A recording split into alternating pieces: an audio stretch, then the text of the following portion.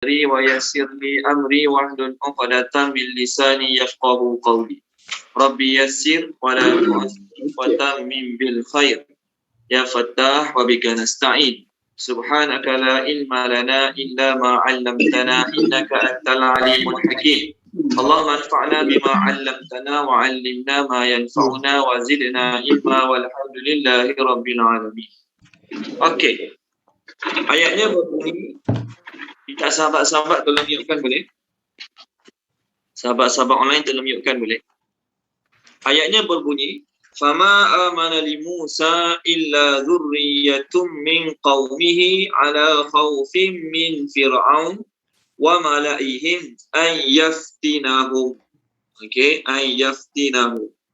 Okey, baik. Fa maka ma tidaklah. Terjemah ma tidaklah. Okey. Kenapa ma ni tidaklah? Depan dia ada illa. Sebab depan dia ada illa. Maka tidaklah amana beriman. Amana beriman. Li kepada. Kepada boleh, bagi boleh. Semua boleh lah. Tidaklah beriman kepada Musa, Nabi Musa lah. Okey, terjemah Musa tu Nabi Musa. Illa melainkan zurriyatun, sekumpulan yang kecil. Terjemah zurriyatun, sekumpulan yang kecil. Terjemah zuriat kat sini bukan makna zuriat, kumpulan yang kecil. Okey. Min daripada qaumihi, kaumnya. Okey. Ala dalam keadaan. Terjemah ala dalam keadaan. Okey, terjemah ala dalam keadaan. Okey. Ala, terjemah ala dalam keadaan khaufin, takut. Khaufin, takut. Dalam keadaan takut. Okey. Min daripada Fir'aun. Terjemah Fir'aun. Wa dan muka surat ayat 83 dah. Kalau kertas tu muka surat apa Tuan Haji Razak? Kertas biasa saya bagi tu muka surat 21. Kertas biasa saya bagi tu muka surat 21. Okey, kalau Quran biasa muka surat 218 ayat yang ke-83. Wa dan malaihim pembesar-pembesar mereka. Malaihim pembesar-pembesar mereka. Kenapa pembesar-pembesar dipanggil malaun? Bukan malaun ya. Malaun tu ain. Kenapa pembesar-pembesar dipanggil malaun? Perkataan malaun berasal pada huruf mim, lam, hamzah. Mim, lam, hamzah maksudnya penuh. Kalau kita dah kenyang, nak cakap dalam bahasa Arab, saya dah kenyang pun dah bahasa Arab. Ana mali, mim, lam, ya, hamzah. Ana maliun. Saya dah penuh, kenyang lah. Ana malik, itu maksud saya kenyang. So, malaun maksudnya penuh. Kenapa pembesar-pembesar dipanggil penuh? Orang yang penuh. Kerana mereka penuh dengan harta benda. Rumah-rumah mereka, gedung-gedung mereka penuh dengan harta benda. Itu panggil pembesar satu. Yang kedua, kekayaan mereka. Kejayaan mereka. Okey. Diceritakan sepenuhnya oleh orang-orang bawahan mereka. Okey. Oleh kerana mereka kaya, oleh kerana mereka banyak harta, semua orang bawah mereka akan mencerita tentang dia pakai kereta ni, dia ada harta banyak ni, dia ada bank banyak ni, contohlah. Sebab tu maksudnya penuh kat situ. Boleh? Ataupun boleh juga dikatakan hati-hati orang bawah mereka penuh dengan kebesaran-kebesaran mereka sahaja. Sebab tu dipanggil malaun. Boleh? Sahabat-sahabat tolong mute-kan boleh? Ustaz, kenapa ada bulat kecil, Ustaz? Ya? Kenapa ada bulat kecil dekat alif tu? Kenapa ada bulat? Oh, kenapa ada bulat kecil kat alif tu? Bulat kecil dekat alif tu dipanggil sifat. Dalam tajwid dipanggil sifat. Tolong yukkan boleh Puan Rafa'ah Zarina. Puan Zarina tolong yukkan boleh Puan Zarina? Puan Zarina kena tekan lambang mikrofon tu supaya mute. Dia tak berdengung. Boleh? Puan Zarina, okey dah, alhamdulillah. Okey, baik. Apa tanda alif kecil itu? Alif kecil itu dalam tajwid dipanggil sifat. Jadi Tuan Haji Kamarudin tanya. Tuan Haji Kamarudin tanya.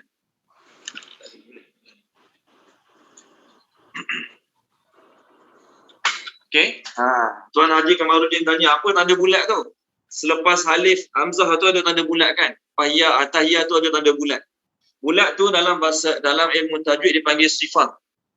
Kalau dipanggil sifar kosong kan? Sifar. Sifar ni ada dua. Kalau duduk tengah-tengah ayat, namanya mustadir. Ni kalau tajwid sekejap. Kalau sifar ni duduk tengah-tengah ayat, namanya mustadir. Bulat tepat. Bulat betul-betul bulat. Kalau duduk hujung ayat, namanya mustatil. Bulat poncong, memanjang, berbujur. Macam telur ayam. Mustatil. Okey. Apa beza dia? Kalau sifar tu duduk tengah-tengah ayat, sifar tu memberi kesan huruf tadi tak ada function. Ya ni patutnya kena panjang kan? Wa mala'i. Kena panjang lah dari segi ilmu tajwid. Min fir'auna wa mala'i. Panjang lah patutnya kan? Tapi oleh kerana ada tanda sifar, dia mematikan function ya. Anggap tidak ada. Boleh tulis? Masya Allah. Boleh tulis lah? Masya Allah. Okey, sekejap saya cuba tulis. Okey, terima kasih Tuan Haji Kamarudin. Tolong tanya. Nampak? Depan. Okey, baik. Boleh tulis alhamdulillah. Okey, tanda bulat dalam bawah hamzah tu perkataan kita hari ni. Malaihim. Okey.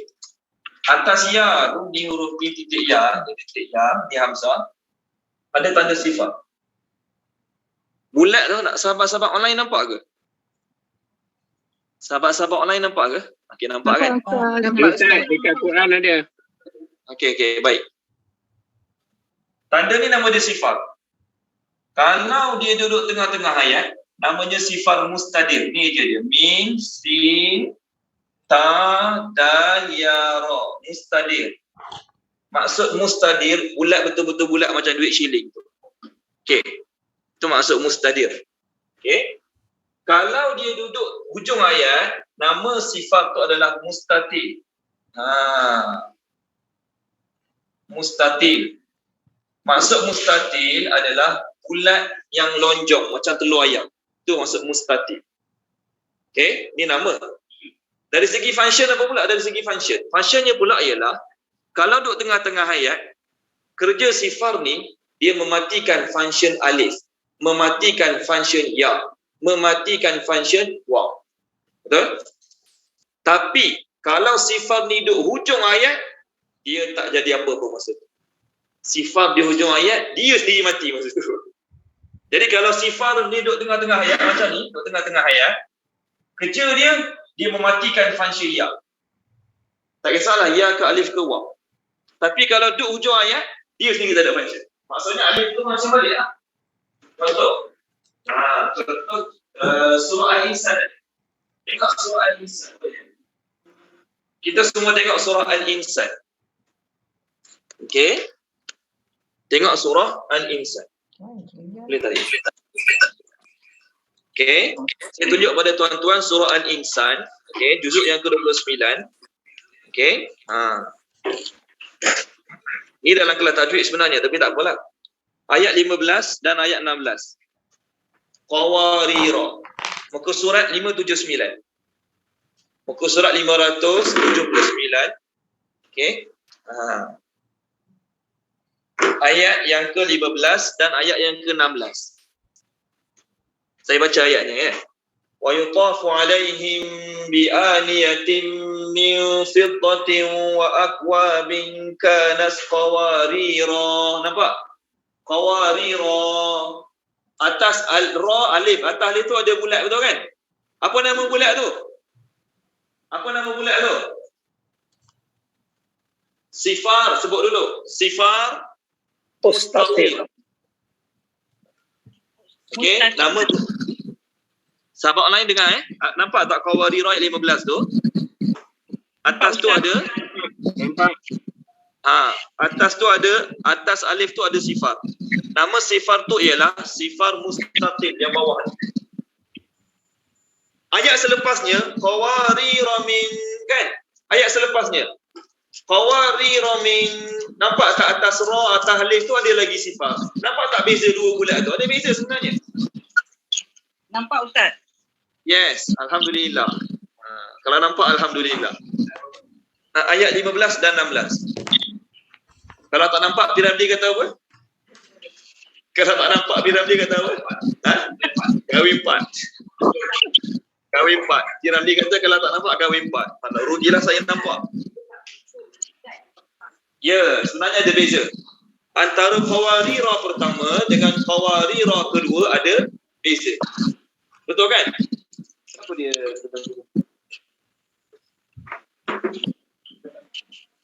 Okey, Wan Rosmina Harun tolong mute kan boleh? Wan Rosmina.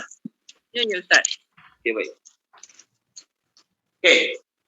Nampak? Qawarira pertama dengan Qawarira kedua ada beza. Jadi Qawarira pertama namanya sifat mustatir. Dia hanya ada tapi dia tidak mematikan function alif. Waktu kita baca Qawarira panjang berhenti kan? Okey. Tapi yang kedua Qawarira min. Okey, kaedah dia tuan-tuan dan puan-puan, cerita dia bukan berhenti tak berhenti. Cerita dia sambung ke berhenti. Kalau ayat 15 saya tak nak berhenti. Ayat 15 ni saya tak nak berhenti. Pendek ke panjang? Pendek. Kalau ayat 15 saya berhenti, kanat qawarira, 2 harakat. Kalau saya pilih nak berhenti. Adapun saya nafas lebih masa tu, kalau tadi makan sikit dia, contohlah. Saya nak baca sambung. Macam mana baca dia? Wa akwabin kanas qawarira min fiddatin qaddaruha taqdira. Nampak? Tu cara dia. Boleh ya? Kita kelas tajwid tu Haji Syakir ya. Kelas tajwid. Okey. Ustaz Don Huzaifah. Ustaz Don Huzaifah. Okey, jelas. Boleh Tuan Haji Kamarudin, tu cerita dia. Jadi kalau duduk depan, duduk tengah ayat, kita tak sambung, nama dia sifar mustadir. Kalau duduk ujung namanya sifar mustatir. Okay, jadi ulang balik Jadi kalau kita baca, kita sambung, dia sebut satu harakat sajalah. Ya, betul. Kalau kita berhenti, Qawarira tu 2. Ya, betul. Okey. Okey. Jadi tanda-tanda ni hanya untuk tajwid Ustaz, bukan untuk perkataan huruf. Jadi kalau kita je kaca-kaca tu memang kaf, waw, alif, ram, ya, ra, alif tu mesti ada lah Ustaz. Ya. Dia memang ada. Ya, dalam ini sebenarnya dalam tajwid. Dari sudut bunyi, bunyi sajalah. Okey. Sebenarnya kita jumpa semua perkataan ni kat mana? Kafaru. Innal ladzina kafaru amanu. Okey, saya je kafaru Macam mana padan ni? Dekat mana? Padan. Sama lah, masa kecil tak sempat main benda ni. Jadi tak tahu nak pandang kat mana. Oh ni, pemandang dia warna merah ni.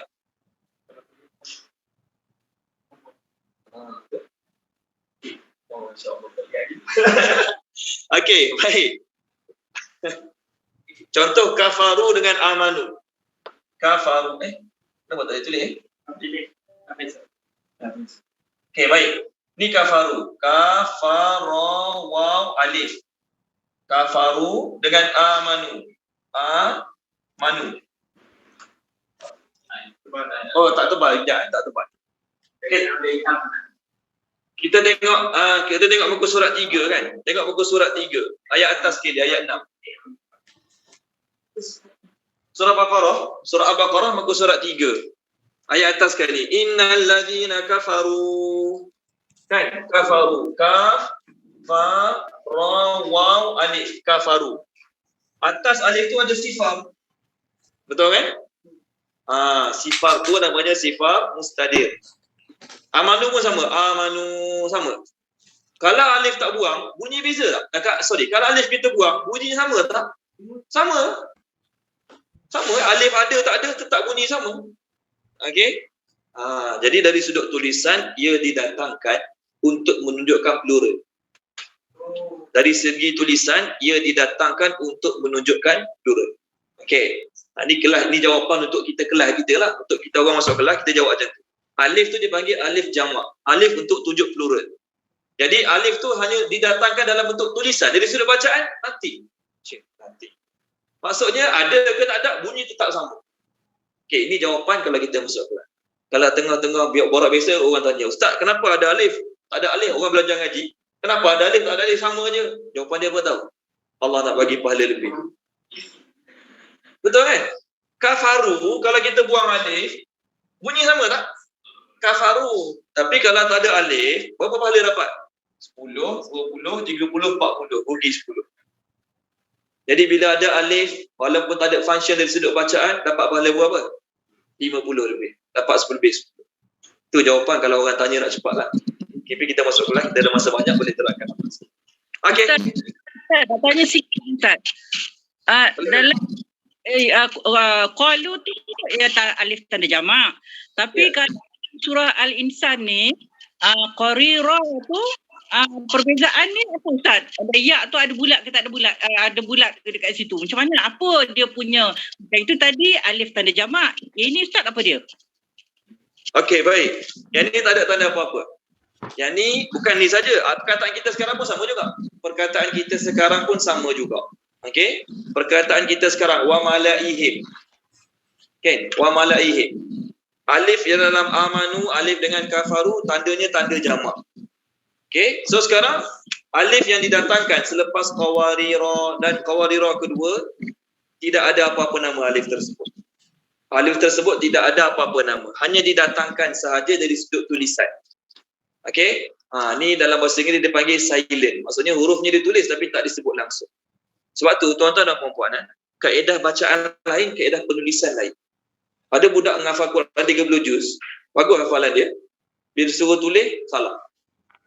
Sebab penulisan Al-Quran ni ada kaedah penulisan lain. Ada kaedah penulisan lain. Boleh?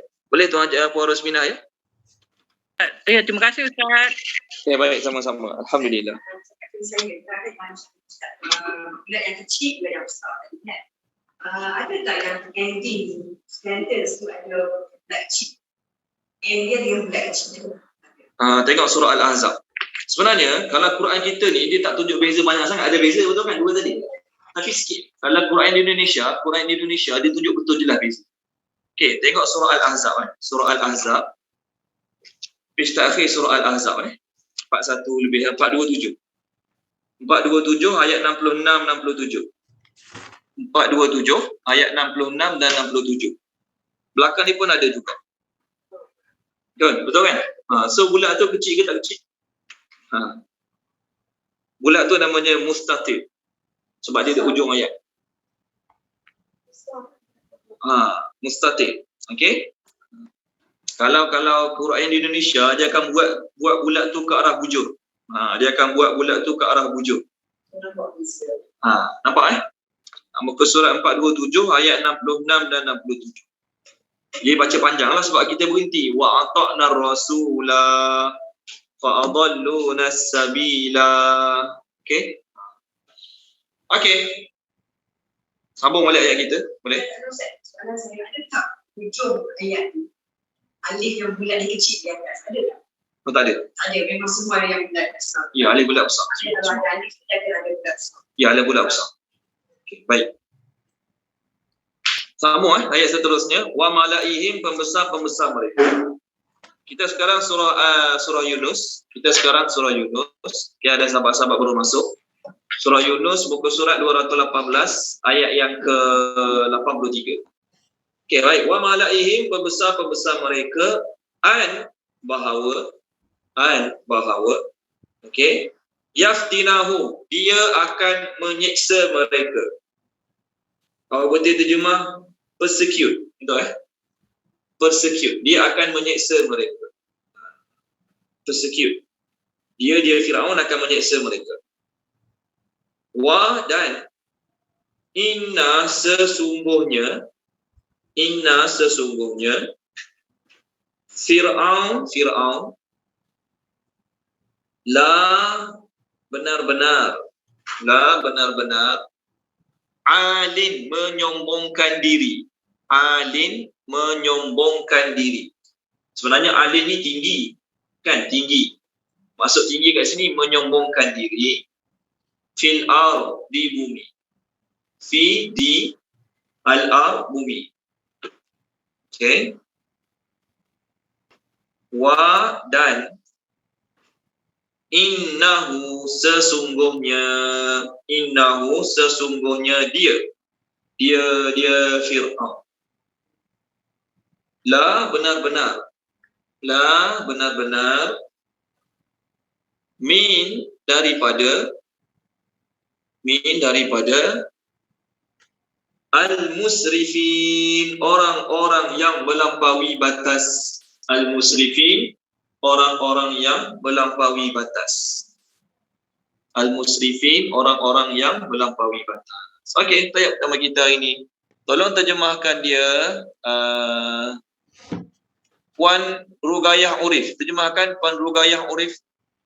Okey Ustaz, ayat 83 kan? Ya, betul.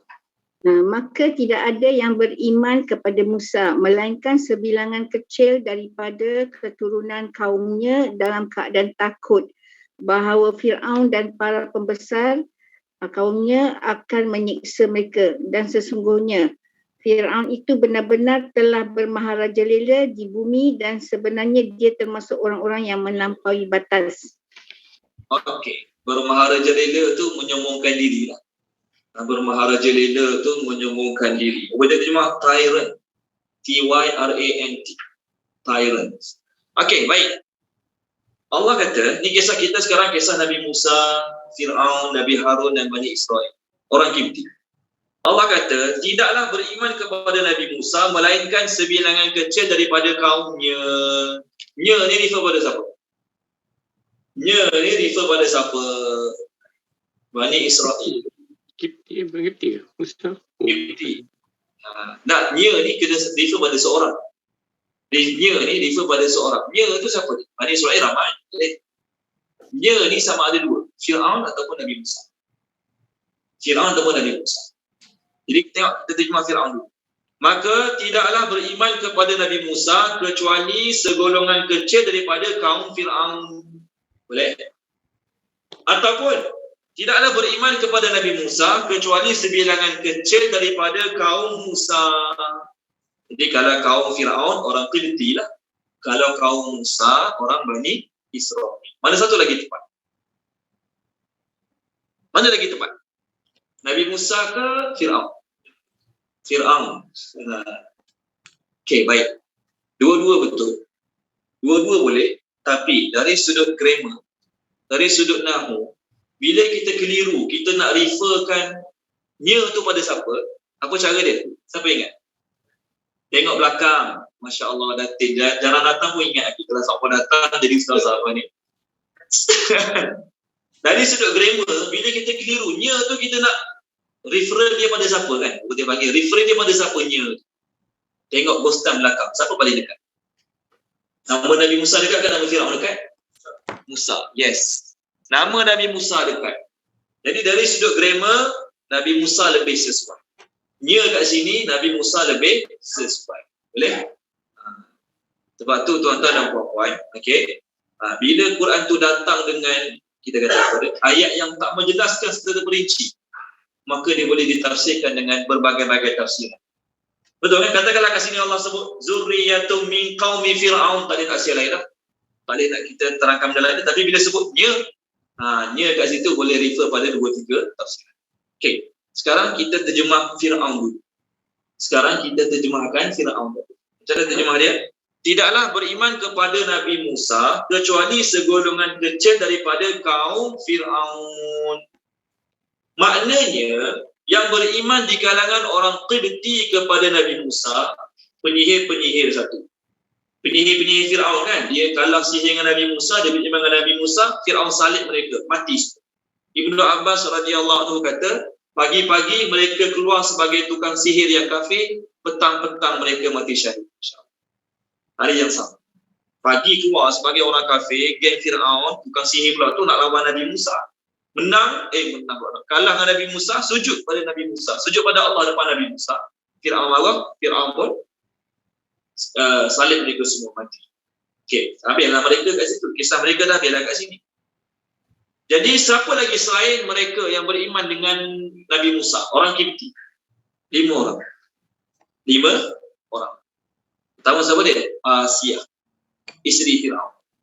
Pertama, Asia, isteri Firaun. 5 orang je. Kalau he tu, nya tu kita refer pada Firaun, maknanya orang Firaun yang beriman dengan Nabi Musa 5 orang je. Pertama, Asia. Yang kedua, sepupu Firaun. Ada kata sepupu, ada kata anak saudara, tak tahulah siapa dia, tapi daripada keluarga Firaun. Tengok surah Ghafir. Ini orang yang kedua. Tengok surah Ghafir. Okey. Ini orang yang kedua di kalangan keluarga, muka surat 470. 470. Surah Ghafir ayat yang ke-28. Tolong baca dia Puan Indrawati boleh? Puan Indrawati, muka surat 470 ayat 28.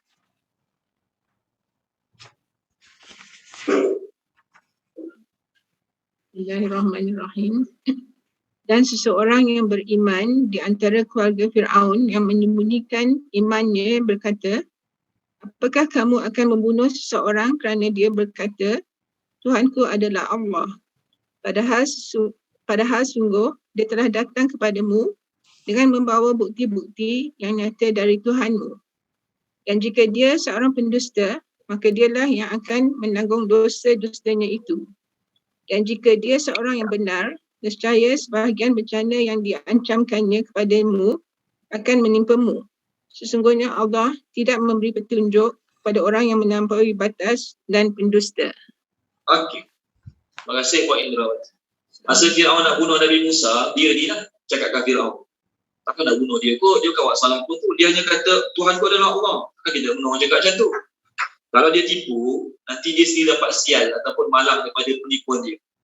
Kalau dia Nabi yang betul, takut-takut nanti apa yang dia warning tu, apa yang dia ancam tu kena semua kat kita. Macam mana? Dia ni beriman di kalangan keluarga Fir'aun. Dia sembunyikan iman dia 2 orang. Yang ketiga, Khazin. Khazin ni tukang pegang kunci gedung Fir'aun. Fir'aun banyak harta kan? Dia ni tukang pegang kunci harta Fir'aun. Fir'aun letak harta dia dalam gedung-gedung, tukang pegang kunci dia ni. Nama dia tak beritahu, cuma tafsir tulis Khazin. Khazin ni pemegang khazanah. Dia, nombor 3. Nombor 4, isteri dia. Okey. Nombor 5, tukang sikat rambut Fir'aun. Masyito tu bukan nama orang. Masyato tu bukan sikat rambut Fir'aun. Yang kelima, tukang sikat rambut Fir'aun. Ini 5 orang yang beriman kepada Nabi Musa di kalangan kaum Qibti. Bani Israel tak perlu dinafikan lagi. Memang semua mereka beriman dengan Nabi Musa AS kecuali Qarun. Qarun ni geng-geng Bani Israel juga. Qarun ni dia bukan sebangsa dengan Fir'aun. Dia bangsa Bani Israel. Dia bangsa Yahudi. Qarun ni sebangsa dengan Nabi Musa AS. Tapi dia menyombongkan diri. Dia beriman dengan Nabi Musa. Tapi dia menyombongkan diri. Akhirnya Allah binasakan. Allah Ta'ala binasakan Qarun. Tengok pasal Qarun. Boleh tak tengok Qarun? Alang-alang nak bincang Qarun ni, tanya Qarun. Sampai sekarang orang duk cari harta dia. Ayat 394 ayat 76. 394 ayat 76. Okey, ayat 76. Tolong baca dia boleh? Puan Izawani, tolong baca Puan Izawani. Page 394 ayat 76. Saya nak refer ni, kita bukan nak cerita pasal Qarun buang ini. Dia tu geng Nabi Musa, sebangsa dengan Nabi Musa. Puan Izawani tolong baca boleh? Muka surat 394 ayat 76. Okey, baik. Tak apa. Tolong baca dia, Datuk Muhammad bin Husin, tolong baca.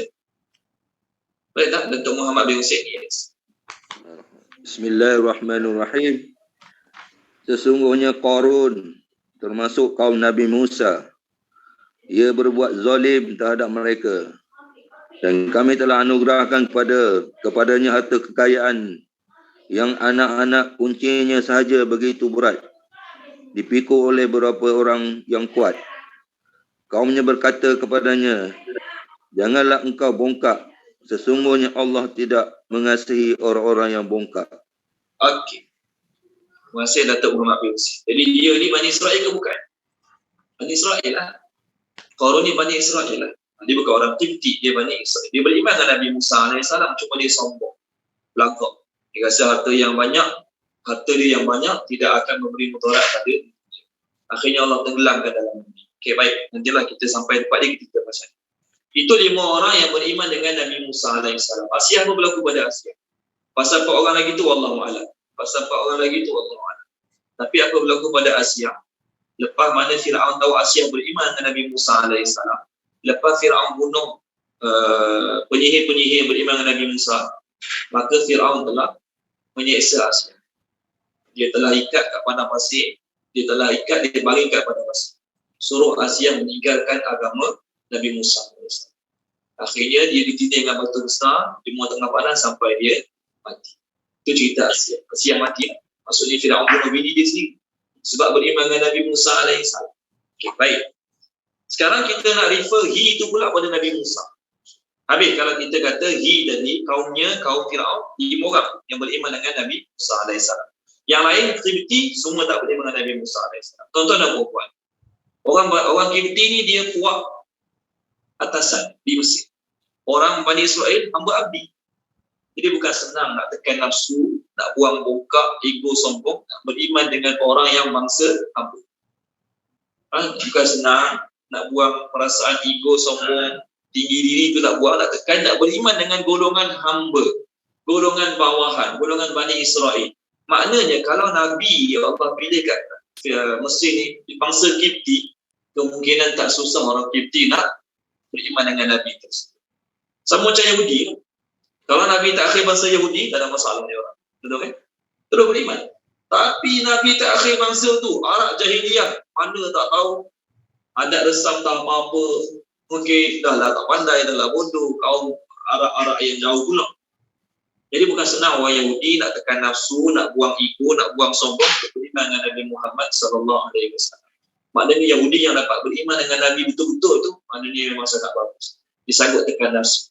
Dia sanggup rendahkan diri dia untuk beriman dengan bangsa yang lagi bawah pada dia. Okey, baik. Sekarang kita refer pada Nabi Musa. Jadi kita banyak macam ni. Tidaklah beriman kepada Nabi Musa AS kecuali golongan yang kecil daripada kaum Nabi Musa AS dalam keadaan takut kepada Fir'aun. Bani Israel semua beriman dengan Nabi Musa, tak dinafikan. Tapi apa maksud segolongan kecil? Segolongan kecil ni refer kepada anak-anak Bani Israel yang dijaga oleh orang Qibti. Masa Fir'aun keluarkan arahan, mana-mana bayi lelaki lahir, sembelih, potong, sembelih, betul kan? Jadi ada mak-mak Yahudi, mak-mak Bani Israel. Bila anak mereka lahir je, terus dia bagi ke orang Qibti. Ambil, bagi terus. Bukan kata ambil timsah pulang balik, tak. Memang dia terus bagi anak dia pada orang Qibti. Jadi anak-anak Bani Israel yang dibesarkan oleh orang Qibti, majoriti mereka beriman dengan siapa? Majoriti mereka beriman dengan Fir'aun. Mak ayah dia jaga, mak ayah yang kafir didik, jaga sejak kecil. Takkan mak ayah dia kata, awak ni ikut Bani Israel tau. Jangan lupa beriman dengan Nabi Musa, jangan ikut aku beriman dengan Fir'aun. Oleh kerana orang Qibti yang jaga mereka beriman dengan siapa? Fir'aun lah. Walaupun mereka Bani Israel. Kecuali sebahagian kecil sahaja di kalangan mereka ni, walaupun mak ayah dia Qibti, duduk rumah orang Qibti, duduk rumah orang kaya-kaya Qibti, tapi mereka tetap menyembunyikan iman kepada Nabi Musa kerana takut dengan Fir'aun. Jelas? Jadi Bani Israel lain, tak perlu termasuk dalam ayat ni, tak perlu dicerita pasal ayat ni, sebab Bani Israel lain memang mereka dah beriman dengan Nabi Musa sejak awal. Yang ni ceritanya anak-anak Bani Israel yang dijaga oleh orang Qibti. Mereka ni sedar mereka keturunan Bani Israel, tapi mak ayah angkat mereka orang Qibti. Jadi mereka tak beranilah nak menzahirkan iman mereka pada Nabi Musa AS. Mereka tak berani dah menzahirkan iman mereka pada Nabi Musa AS.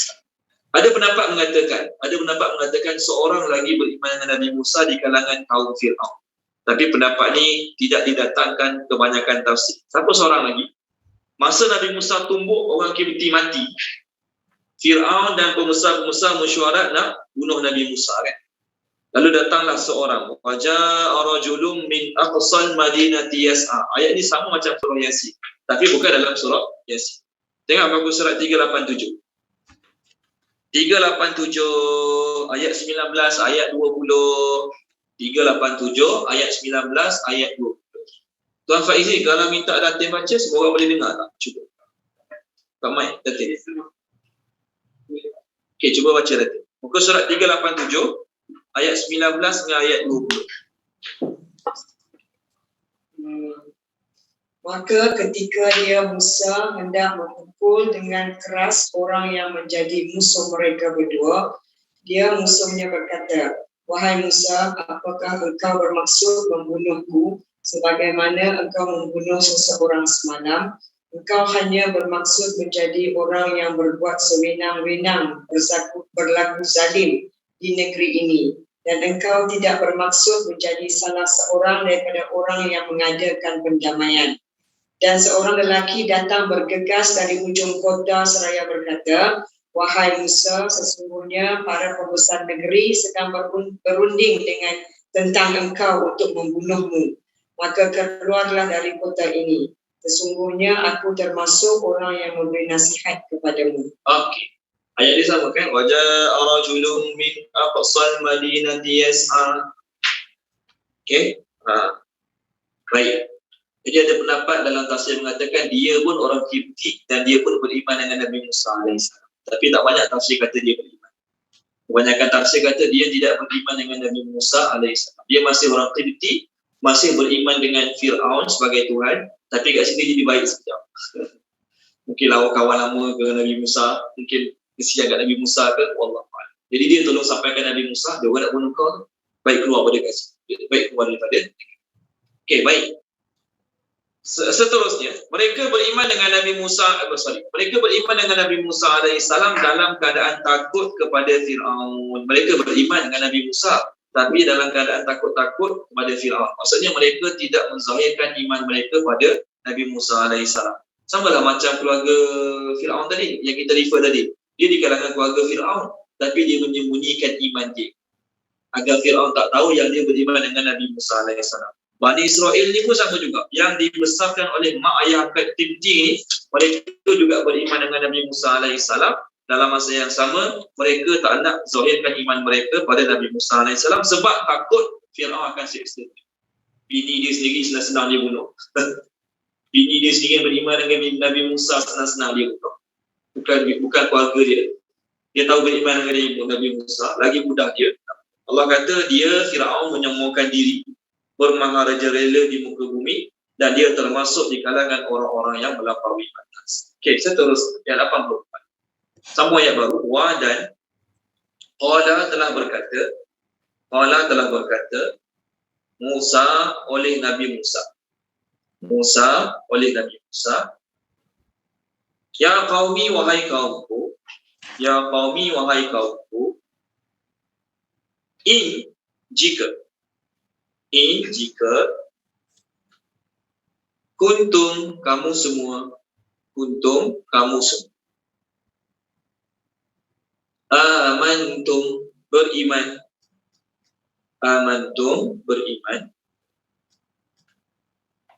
bi dengan Allah fa maka alaihi kepadanya lah, terjemah alaihi kepadanya lah ataupun ke atasnya lah, dua-dua boleh. Alaihi kepadanya lah boleh, ke atasnya lah pun boleh. Tawakkalu, kamu bertawakal. Tawakkalu, kamu bertawakal. Kamu berserah, dua-dua boleh. You put your trust. Jika kuntum, kamu semua muslimin, orang-orang muslim. Muslimin, orang-orang muslim. Okey, baik. Tolong terjemahkan ayat baru kita. Puan Zaleha binti Daud. Terjemahkan Puan Zaleha binti Daud.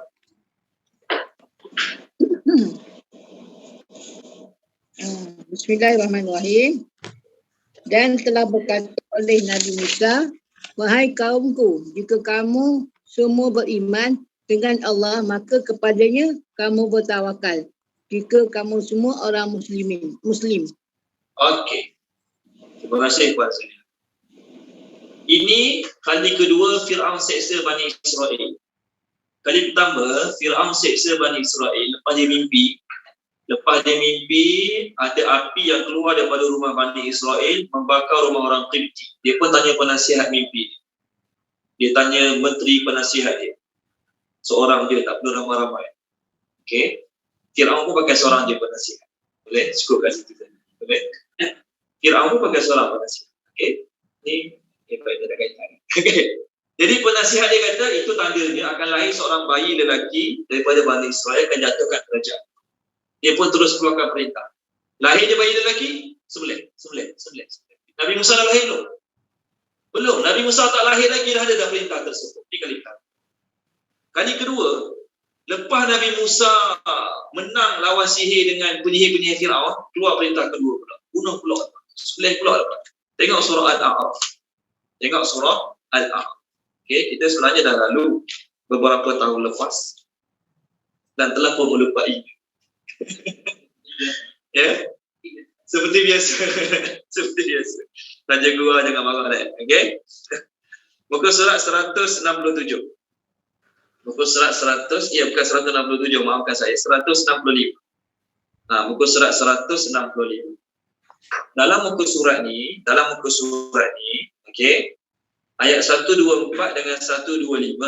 Ayat 124 dengan 125, Fir'aun warning nak bunuh penyihir-penyihir. Kalau baca dia boleh, Wan Rosmina Harun tolong baca 165 ayat 124 dengan 125.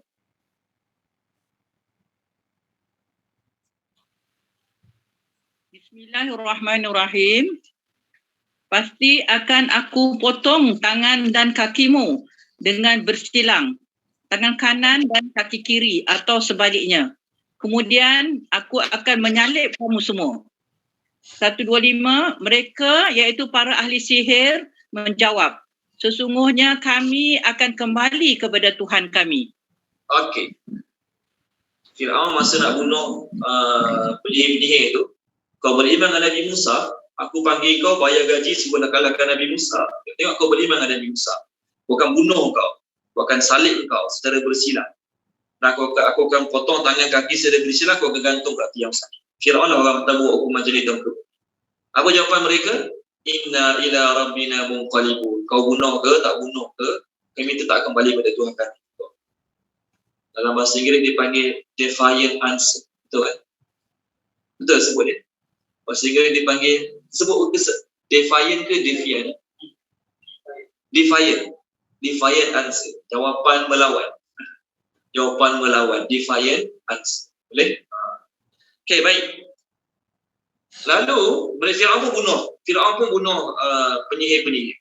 Apa kata penghasut Fir'aun? Menteri-menteri dia. Tolong baca dia, Tuan Imam Hilmi Mokri, tolong baca boleh? Ayat 127.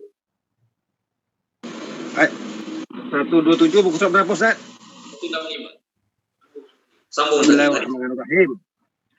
Dan para pembesar daripada kaum Fir'aun berkata, adakah engkau akan membiarkan Musa dan kaumnya untuk melakukan kerosakan di negeri ini, yaitu Mesir, dan meninggalkanmu dan Tuhan-Tuhanmu, yaitu Fir'aun.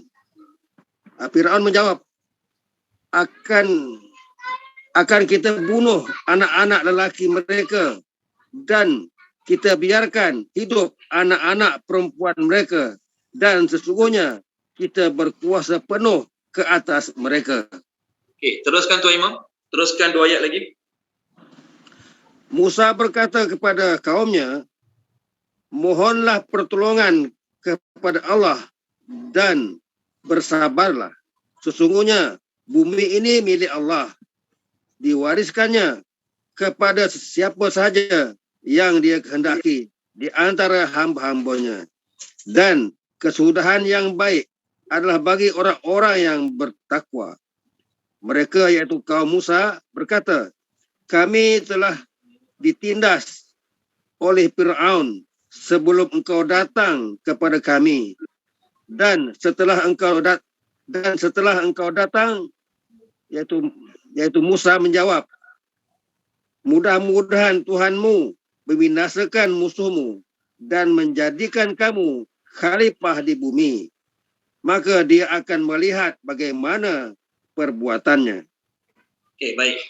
Terima kasih Tuan Imam. Tengok dulu masa sebelum Nabi Musa lahir dah kena sembelih ramai dah anak lelaki Bani Israel. Lepas Nabi Musa menang lawan penyihir Firaun, orang-orang dia hasut, takkan nak biar je, nanti ramai orang beriman dengan dia lagi.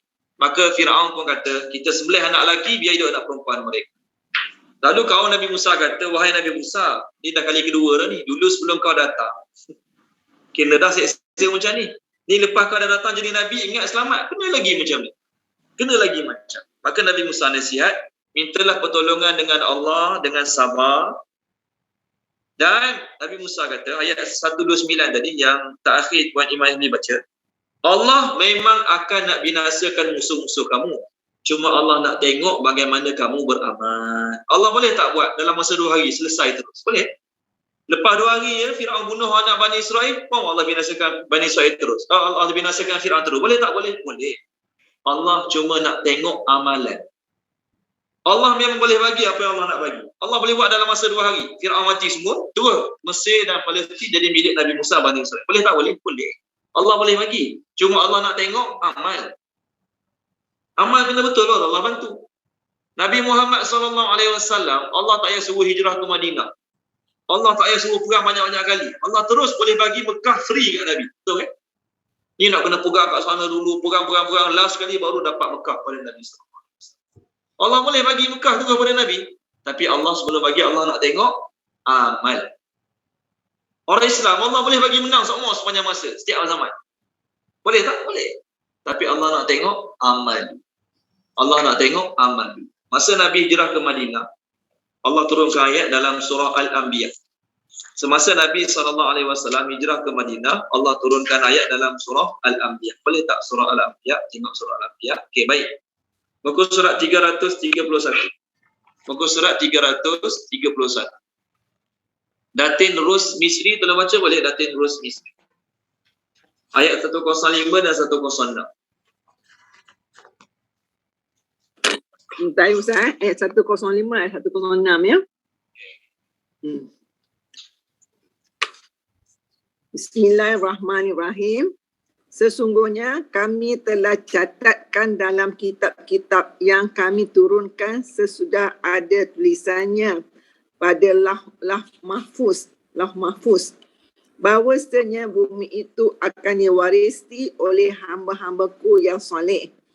Ayat 106, sesungguhnya Al-Quran ini benar-benar menjadi bekalan yang sempurna bagi orang yang menyembah Allah. Okey. Terima kasih Datin. Sama Ustaz. Allah sebut dalam surah Anbiya ni, okey. Allah cakap pada Nabi Muhammad SAW dan juga sahabat-sahabat lain.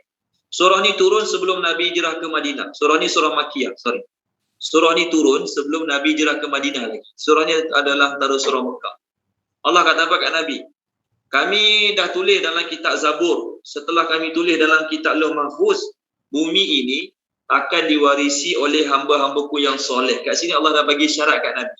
Aku suruh kau hijrah ke Madinah, tapi nanti bumi ni akan jadi milik orang Islam balik. Allah boleh tak bagi tanpa suruh Nabi hijrah ke Madinah? Boleh, bagi free. Tak payah pergi perang, tak payah hijrah, tak payah susah payah. Allah nak tengok amal. Allah nak tengok amal. Nabi Musa memang dah tahu Allah nak bagi Palestin dengan Mesir kat Nabi Musa. Nabi Musa memang dah tahu. Waktu Nabi Musa kata, "Fayan zurakai fata'malun." Allah memang nak bagi Mesir ni pada Bani Israel balik. Tapi Allah nak tengok bagaimana kamu beramal. Jadi Allah memang tetap akan menangkan Islam atas muka bumi satu hari ni. Allah boleh tak buat hari ni terus? Boleh. Dalam keadaan orang Islam tak semayang, tak amal agama, buat dosa maksiat, Allah terus bagi orang Islam menang. Boleh ke tak boleh? Boleh. Tapi Allah nak tengok amalan kita. Kalau amal rosak, amal banyak tak bagus, amal banyak rapuh, lambat lagi lah nak dapat datang kemenangan tu. Zaman Umar radhiyallahu jadi khalifah, Amru bin Al-As dengan seorang lagi sahabat, saya lupa nama dia, Umar hantar pergi tawan Mesir masa tu. Pergi tawan Mesir. Berhari-hari tak menang. Negara lain sekejap je. Maka Sayyidina Umar hantar utusan, cakap dia apa? Pada Amru bin Al-As, baiki amalan-amalan kamu. Senjata dah bagus. Tentera dah ramai masa tu, Islam dah kuat zaman Umar. Tapi tak menang-menang. Kenapa? Baiki amalan-amalan. Kemenangan Allah boleh bagi menang, tapi amalan Allah nak. Okey, baik. Ayat kita sekarang. Banyak lagi ayat-ayat macam ni. Ayat kita sekarang. Nabi Musa pesan pada Bani Israel, kita memang ditindas sekarang. Kita memang jadi mangsa kekejaman Firaun sekarang. Tapi kalau kamu benar-benar Muslim dan kalau kamu benar-benar mukmin, kamu kena berserah pada Allah. Kamu kena bertawakal pada Allah. Baik. Dalam ayat ni mula-mula, in kuntum amantum. Kalau kamu orang beriman betul-betul pada Allah, kamu kena tawakal pada Allah kalau kamu Muslim. Jadi dalam ayat 84 ni gabung Muslim dengan mukmin. Jadi orang yang sebenar-benar Muslim dan orang yang sebenar-benar mukmin adalah orang yang sentiasa menyerahkan urusan dia pada Allah. Orang yang sentiasa tawakal pada Allah Subhanahu Wa Taala. Dia tidak bergantung sepenuhnya pada usaha dia. Dia tetap menyerahkan segalanya pada Allah Subhanahu Wa Taala. Syarat tawakal ada 3. Kita dah refer sebelum ni kan. Syarat tawakal ada 3. Pertama, tawakal mestilah didahului dengan usaha. Tak usaha langsung, tak ada buat usaha apa-apa, tiba-tiba serah je lah pada Allah. Tu namanya dalam bahasa Arab tawakul. Apa makna tawakul? Buat tawakal. Okay, dia tak baca buku, tak ulang kaji, tiba-tiba dia nak periksa, ya Allah, aku serah je lah padamu. Itu tak dipanggil tawakal. Tawakal mestilah didahului dengan usaha.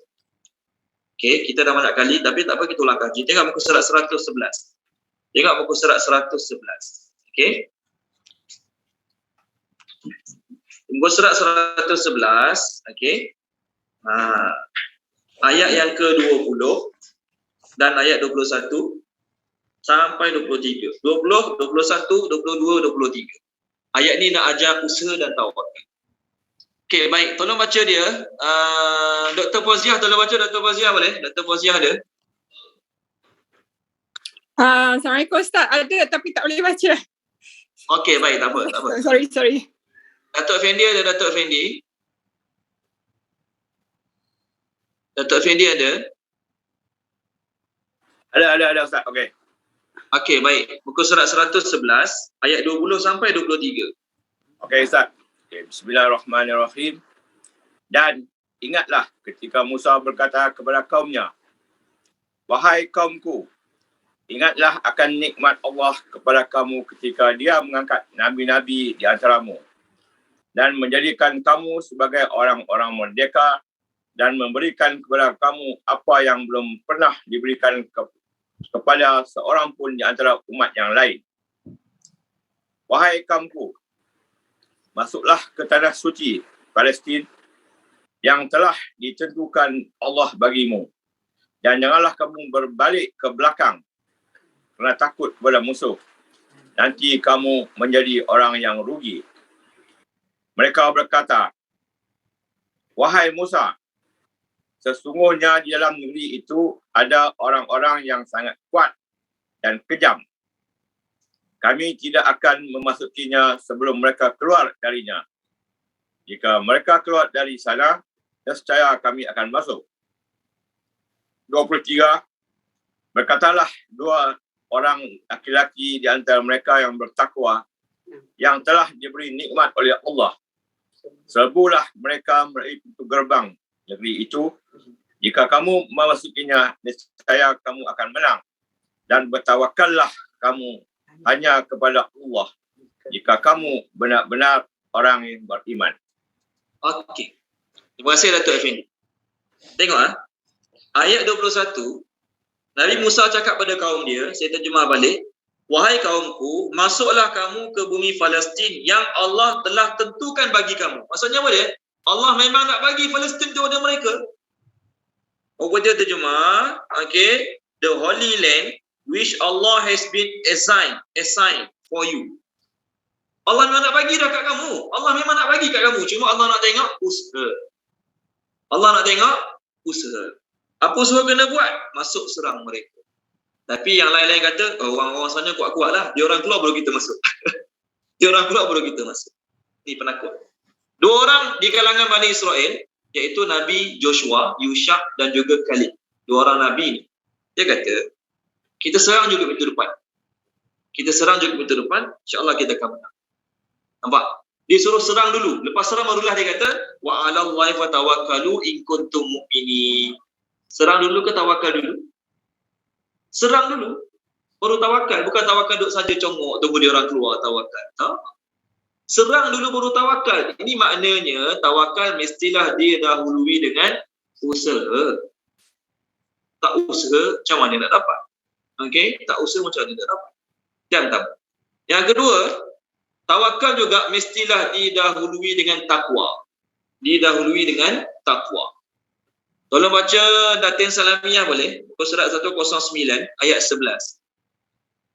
109 ayat 11. Datin Salamiah tolong baca. Ya Ustaz, insya-Allah. Auzubillah minasyaitonirrajim. Wahai orang-orang yang beriman, ingatlah nikmat Allah yang diberikan kepadamu ketika suatu kaum bermaksud hendak menyerangmu dengan tangannya. Lalu Allah menahan tangan mereka dari kamu. Dan bertakwalah kepada Allah, dan hanya kepada Allah lah hendaknya orang-orang beriman itu bertawakal. Okey, nampak penutup ayat tu. Takwa ada, tawakal ada. Terima kasih Datin. Ayat 11 surah Al-Ma'idah. Sebelum sebut tawakal, Allah sebut takwa dulu. Sebelum sebut tawakal, Allah sebut takwa dulu. Bertakwalah pada Allah, dan kepada Allah lah orang kami bertawakal. Takwa ni, tawakal ni apa? Kita nak serahkan urusan kita pada Allah, nak suruh Allah bantu. Tu point ni. Kita nak serahkan urusan kita pada Allah, nak suruh Allah bantu selesaikan, Allah bantu lindungi, Allah bantu selamatkan. Tu masuk tawakal tu. Tapi kalau kita buat dosa maksiat, tak takwa lah maksudnya. Kita buat dosa maksiat, Allah tak bagi buat dosa A, B, C, kita buat juga dosa A, B, C. Lepas tu dalam masa yang sama, ya Allah aku serah padamu untuk bantu aku. Agak-agak dapat tak bantuan pada aku? Dapat tak bantuan pada aku? Jadi, minta maaf banyak. Anak-anak kita, anak-anak orang Islam yang sebelum periksa, baca buku gila-gila. Study gila-gila. Dalam masa yang sama tak semayang. Dalam masa yang sama tak puasa bulan Ramadan. Baca buku bagus lah. Pagi sampai malam baca buku. Memang tak main game, tak main telefon, tak tengok TV. Sebab nak start, nak periksa. Baca buku memang banyak. Tapi dalam masa yang sama tak semayang. Masuk bulan Ramadan tak puasa. Bila nak periksa, ya Allah aku dah usaha, aku tawakal padamu. Betul ke salah konsep tawakal? Salah. Kerana tawakal mesti didahului dengan usaha. Usaha dia ada. Takwa. Tak semayang, takwa. Tak puasa bulan Ramadan, makan siang hari. Takwa, tak ada takwa. Yang ketiga, takwa juga mestilah diteruskan dengan amal sama ada apa yang kita minta tu tercapai atau tidak tercapai. Amal kena teruskan. Contoh macam ni lah. Kita ada masalah. Ni contoh. Kita ni anak yang malas. Kita anak yang pemalas. Tiba-tiba minggu depan kamu ajak pergi Langkawi. Duit tak ada. Nak pergi minggu depan, hari Sabtu, duit tak ada. Tiba-tiba minggu ni kita berubah jadi bangun pagi, sediakan sarapan kat mak ayah. Okay. Baju mak ayah kita ambil kutik-kutik, pasal mesin. Jemur, gosok. Boleh kat ayah gosok juga. Contoh. Jadi pelik mak seminggu. Mana anak aku ni? Malaikat maut datang seru. Pelik. Rupanya sudah hari sebelum ni, mak nak pinjam duit boleh tak mak? Oh, nak pinjam duit rupanya. Patut rajin lain macam seminggu. Okey. Lepas dia dapat duit, dia Langkawi balik-balik habis. Tak ada Arab. Yang rajin sebelum ni tak ada Arab. Agak-agak akan datang. Buat macam tu lagi mak dia tahu. Ni ada udang sebalik batu ni, mesti nak sesuatu. Jadi maksudnya anak ni, bila nak sesuatu je, baru dia jadi anak yang baik. Bila dia dapat apa yang dia nak, lepas baru tu tak ada. Dia agak akan datang, trik tu jadi lagi tak? Tak jadi. Trik tu dah tak jadi. Samalah juga, setengah orang Islam tu, tak ada hajat dengan Allah je, dia beria jadi sembahyang sungguh-sungguh. Beria taubat sungguh-sungguh. Beria puasa Isnin Khamis. Bila ada hajat. Dapat je hajat dia, sembahyang Jumaat pun, sembahyang fardu pun dia tak buka. Dia sama macam anak tadi. Sebab tu orang tawakal, usaha dia, amal dia tak terhenti pada hajat dia saja. Sama ada hajat dia tercapai, tak tercapai, keinginan dia makbul atau tidak makbul, dia tetap teruskan dengan amal. Bukanlah kata alhamdulillah periksa dah lepas, result dah keluar. Jadi lepas ni tak sembahyang pun tak apa. Sebab apa? Sebelum dia dah jaga sembahyang gila-gila nak periksa ni. Mana dalil dia? Surah Furqan. Surah Al-Furqan. Tolong baca dia boleh? Prof Zainal, tolong baca Prof Zainal boleh? Muka surat 365. Muka surat 365 ayat 58. Muka surat 365 ayat 58. 600.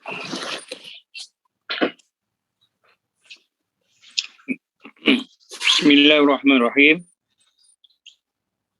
Dan bertawakallah engkau kepada Allah, Tuhan yang hidup, yang tidak mati, serta bertasbihlah dengan memujinya. Cukuplah dia mengetahui secara mendalam akan dosa-dosa hambanya. Okey, terima kasih Prof Zainal. Mula-mula Allah sebut tawakal kan? Bertawakallah kamu pada Allah yang maha hidup, yang tak mati. Lepas tawakal Allah suruh buat apa? Wasabbih bihamdi. Maksudnya lepas dah serah urusan pada Allah, sama ada hajat kamu tercapai ke tak tercapai, amalan kena continue, konsisten. Jangan tak ada hajat, ada masalah, ada urusan je, gila-gila jaga sembahyang. Selesai je urusan dia, selesai je hajat dia, dah tak ada. Tak nampak muka kat masjid dah. Sedekah-sedekah tak ada habis dah, puasa semua dah tak ada. Jangan macam. Jadi konsep tawakal ni kena berterusan, bukan time ada masalah. Okey, baik. Bila sebut tentang tawakal, mesti ada kaitan dengan amal. Jadi kan saya kata kena amal. Jadi apa amal dia? Amal dia lepas ni. Amal dia dalam yang kita akan bincang dalam surah ini adalah solat. Amal yang paling utama yang mesti kena ada bagi orang bertawakal adalah solat. Lepas pada ni ayat pasal solat. Lepas ni kita bincang. Okey, baik, sambung ayat seterusnya. Okey, faham maka sama kita buat 2 ayat terus. Ayat ni 2 ayat terus. Faham maka qalu, mereka berkata, Bani Israel, mereka berkata, qalu, mereka berkata, alallah, terhadap Allah lah. Qalu, mereka berkata kan, alallah, terhadap Allah lah. Tawakkalna, kami berserah. Tawakkalna, kami berserah. Rabbana, wahai Tuhan kami. Rabbana, wahai Tuhan kami. La janganlah. Taj'alna, engkau jadikan kami. Taj'alna, engkau jadikan kami. Fitnah, maksud fitnah sasaran kezaliman. Maksud fitnah adalah sasaran kezaliman. Fitnah ada banyak terjemah dalam bahasa Arab.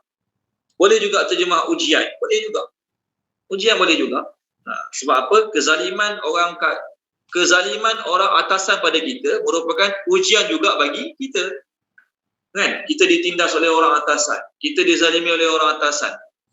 Itu juga merupakan ujian bagi kita. Jadi terjemah fitnah sasaran kezaliman. Boleh ujian pun boleh, li bagi ataupun kepada al-qaumi kaum, al-qaumi kaum, az-zalimin yang zalim, az-zalimin yang zalim. Okey, ayat ni kena berhabis. Satu ayat lagi ya. Wadan najjina, selamatkanlah kami. Najjina, selamatkanlah kami. Okey. Bi dengan rahmatika, rahmatmu, rahmatmu, min daripada al-qaumi kaum, al-qaumi kaum, Al-kafirin yang kafir. Al-kafirin yang kafir. Al-kafirin yang kafir. Tuan Haji Kamarudin, terjemahkan Tuan Haji Kamarudin. Boleh Ustaz.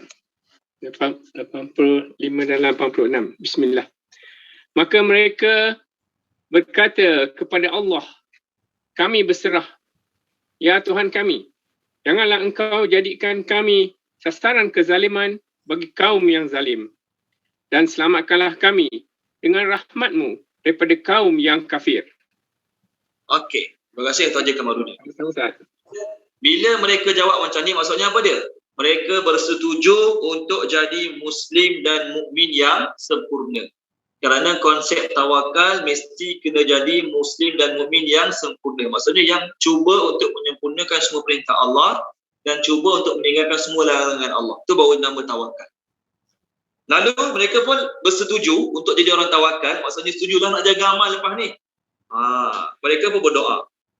Dua doa ni, dua ayat lah, 85 dan 86 ni, kalau kita menghadapi ujian, musibah daripada orang atasan, bukan kata pemerintah negara saja, kadang-kadang kat tempat kerja pun sama juga, kena bully mental kan, orang atasan bully kita, baca doa ni, Rabbana la taj'alna fitnatan lil qaumiz zalimin. Orang atas duk bully, pemerintah duk bully kita, menyusahkan kita, baca dua ayat ni, Rabbana la taj'alna fitnatan lil qaumiz zalimin wa najjina bi rahmatika minal qaumil kafirin. Terutamanya kalau kita orang Islam, kita duduk kat negara-negara kafir, pemerintah-pemerintah kat negara kafir tersebut memberi tekanan yang sangat teruk pada orang Islam. Baca doa ni. Baca pada Rabbana lah. Baca pada Rabbana. Tak payahlah baca pada faqalu ala Allah. Baca pada Rabbana.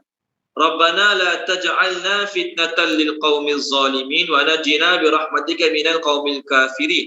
Jadi kalau kita ada kawan-kawan kat Syria, kat Palestin, kat Uyghur, Cina sekarang kan, dekat Kashmir, boleh sarankan mereka baca doa ni. Satu lagi dalam surah An-Nisa. Tengok surah An-Nisa, boleh baca juga. Doa dalam surah An-Nisa ni dibaca oleh orang-orang Islam yang tidak berkemampuan untuk hijrah ke Madinah bersama Nabi SAW. Surah An-Nisa, muka surat, sekejap saya cari muka surat sekejap. Okey, muka surat 90. Surah An-Nisa, muka surat 90. Puan Nur Zakiyah Ismail, tolong baca Puan Nur Zakiyah. Muka surat 90 ayat atas sekali. 75. Ayat 75 Ustaz. Ya, betul 75. A'udzubillahi minasyaitonirrajim. Bismillahirrahmanirrahim. Dan mengapa kamu tidak mahu berperang di jalan Allah dan membela orang yang lemah, baik lelaki, perempuan maupun anak-anak yang berdoa, ya Tuhan kami, keluarkanlah kami daripada negeri ini iaitu Mekah yang penduduknya zalim. Berikanlah kami pelindung daripada sisimu dan berilah kami penolong daripada sisimu. Okey. Terima kasih Puan Nur Zakiyah. Baca pada mana? Rabbana lah. Rabbana akhrijna min hadhihi al-qaryati adh-dhalimi ahluha waj'al lana min ladunka waliyan waj'al lana min ladunka nasira. Jadi orang-orang yang ditindas oleh pemimpin yang kafir lagi zalim, bacalah doa tadi dan bacalah doa ini. Bila Allah nak terima doa ni, bila Allah nak kabulkan permintaan ni, terpulang pada Allah Subhanahu Wa Taala. Tak adalah kata baca ini pom esok tu jadi. Kalau baca hari ni pom esok tu jadi, masya-Allah, ada orang lah kena zalim sampai ke hari ni. Okey. Nabi Musa yang ajar mereka untuk baca doa ni. Lalu mereka pun baca doa ni pada Allah Taala. Dalam masa yang sama mereka beramal, dalam masa yang sama mereka bertakwa, dalam masa yang sama mereka baca doa ni. Lalu apa Allah suruh Nabi Musa dan Nabi Harun? Sambung ayat seterusnya. Ayat 87. Wa dan Awhayna kami memerintahkan. Awhayna kami memerintahkan. Ila kepada Musa, Nabi Musa.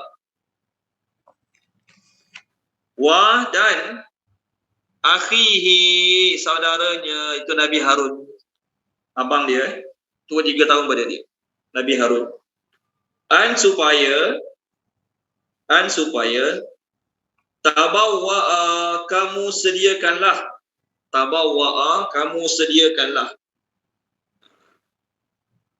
Kamu sediakanlah, ni perintah untuk dua orang, tabawa'a, perintah untuk dua orang. Kamu sediakanlah li bagi qaumikuma, kaum kamu berdua, qaumikuma, kaum kamu berdua, bi Misra, di Mesir. Bi terjemah dia di. Bi terjemah dia di. Misra, Mesir. Misra ni dalam grammar tak boleh terima tanwin dan tak boleh baris bawah. Tak boleh terima tanwin dan tak boleh baris bawah. Perkataan Mesir itulah. Kecuali orang Mesir dipanggil Misri. Misri. Itu tak ada masalah sebab belakang dia bukan ra, belakang dia ada ya. Misri itu, Al-Misri itu kan belakang dia ya. Bukannya baris bawah. Belakang dia huruf ya. Okey, baik. Di Mesir, tak boleh tak? Buyutan, rumah-rumah. Buyutan, rumah-rumah. Buyutan, rumah-rumah. Ha? Okey, ada dalam Quran, ada beberapa perkataan dipanggil ghairu munsharif. Maksudnya perkataan tu tak boleh baris bawah dan tak boleh terima tanwin. Okey, kalau bimis contoh, dia dalam bahasa Arab, bila mana-mana perkataan huruf B kat depan dia, lepas dia mesti boleh bawah kan? Contoh, billahi, bismillahi, bismillahi. Okey, dipanggil huruf jar dengan majrur. Tapi kat sini, B sebelum dia. Belum mute kan boleh? Ada sahabat yang belum mute kan, belum mute kan boleh? B bawah dia. Ba baris bawah, tapi lepas tu baris atas. Kan? Sebab apa? Perkataan Mesir tak boleh terima tanwin. Tak ada Misran. Okey? Tak ada. Okey? Negara Mesir itu sendiri. Ustaz, dalam Quran adalah Mesir dalam bahasa tanwin. Oh, nak kelahi lagi dengan saya. Okey, baik. Jangan marah lagi. Tengok surah ni boleh Al-Baqarah ada Misran. Tengok muka surat 9 boleh. Muka surat 9 ayat panjang. Muka surat 9 ayat panjang. Saya baca boleh ayat dia. Muka surat 9 ayat 61. Wa idh qultum ya Musa lan nasbira ala ta'amin wahid fad'u lana rabbaka yukhrij lana mimma tunbitul ard min baqliha wa kithaiha wa fumiha wa adasiha wa basaliha qala atastabdiluna alladhi huwa adna billadhi huwa khair ihbitu misran. Nampak misran tu boleh tanwin. Misran kat sini terjemah dia bandar, city. Tak kisahlah bandar mana pun. Bukan negara Mesir. Ihbitu Misran kat sini terjemah dia bandar, boleh ada tanwin, tak ada masalah. Adapun Mesir kita sekarang negara Mesir. Contoh nama Nabi Ibrahim juga, nama Nabi Ibrahim. Ibrahim tak boleh ada tanwin, tak boleh baris bawah. Adapun pengikut Nabi Ibrahim dipanggil apa? Ibrahimi, ada ya belakang, tak jadi masalah. Okey, baik. Yang tu dipanggil, dalam grammar dipanggil ya nisbati. Ya menisbahkan pada satu tempat. Contoh kawan kita Datuk Malik Al-Monsuni, ya belakang tu dipanggil ya nisbati, ya nisbah pada tempat. Al-Kelantani, Al-Kuantani. Jadi ya tu ya tambahan, tu tak jadi masalah. Okey, itu dalam bab grammar lah. Ustaz, pada mabni tu Ustaz, mabni. Mabni lain. Mabni lain puan. Mabni ni lain. Mabni ni kat mana saja itulah perkataan dia. Contoh nama Nabi Musa, Nabi Isa. Datanglah huruf apa sebelum dia, perkataan apa sebelum dia, dia tetap bunyi Musa, Isa, Musa, Isa, Musa, Isa. Itu mabni. Boleh? Baru seminah tu panggil mabni. Ya, lawan dia mu'rab. Okey, baik. Terima Ustaz. Sama-sama. Buyutan, rumah-rumah. Buyutan, rumah-rumah. Satu rumah baitun. Buyut, rumah-rumah.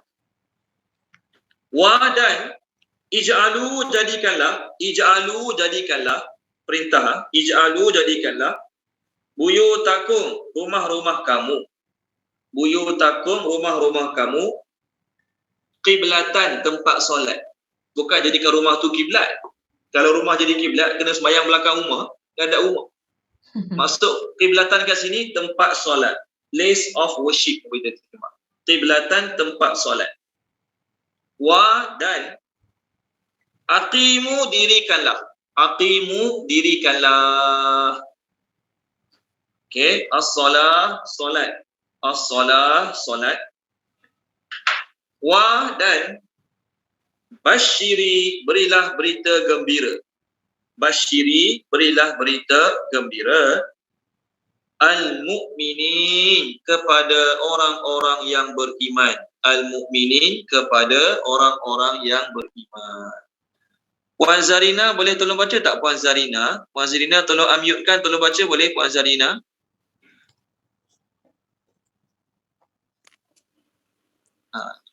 Ya. 87 kan? Ustaz? Ya, betul 87. Yes. Bismillahirrahmanirrahim. Dan kami wahyukan kepada Musa dan saudaranya, ambillah beberapa rumah di Mesir untuk tempat tinggal kaummu dan jadikanlah rumah-rumahmu itu tempat ibadah dan laksanakanlah solat serta gembirakanlah orang-orang mukmin. Okey. Terima kasih Puan Zarina. Masa ni perintah perang tak ada lagi. Perintah perang, perintah lawan, perintah memberontak pada Firaun tak ada lagi. Perintah tu tak ada. Tak suruh kau lawan. Jadi perintah Allah pada Nabi Musa dan Bani Israel adalah dengan bersabar. Tadi ayat yang dibaca surah Al-A'raf tadi, bersabar. Yang kedua, beramal. Apa amal yang kena buat bila ditindas? Apa amal paling utama yang kena jaga bila ditindas? Solat. Teruk macam mana pun kena tindas, teruk macam mana pun kena zalimi, amal solat jangan tinggal. Firaun tak bagi orang Bani Israel solat.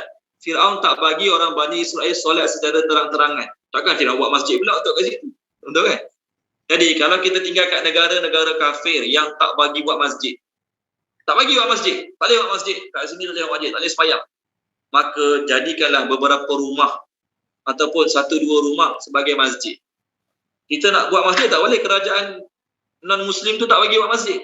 Maka ada beberapa rumah kita boleh jadikan sebagai masjid, rumah kedai ke apa ke, buat sebagai masjid. Maksudnya kita tak solat secara terang-terangan. Kita solat berjemaah juga, tapi kena ada masjid. Sebab tu ulama kata apa dia? Teruk macam mana sekalipun, duduk kat mana sekalipun, orang Islam kena bersatu. Duduk kat negara kafir yang teruk kezaliman mereka, orang Islam tetap kena bersatu. Kat mana tempat untuk bersatu? Masjid. Bersatu dalam beramal, masjid.